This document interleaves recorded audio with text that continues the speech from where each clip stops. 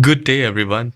Learn how to create folder on AOL Mail and transfer, or I would say move your emails of AOL Mail to your new folder you created.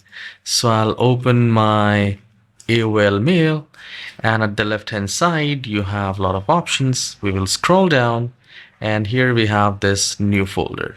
So I'll mention the name, my files, like this, and I have hit enter. Now I can see it is right here. Now I'll simply go to inbox, and let's say this is the mail which I want to move. Then what I would do is I'll simply select it, and I will scroll down, and I will simply hover the cursor on my files, and you can see it has successfully moved from inbox to my folder which I have created. So this is how you can move mails in your folder in AOL Mail. If you find this tutorial short and helpful, please don't forget to hit the like and subscribe. I'll see you in the next video. Have a wonderful day.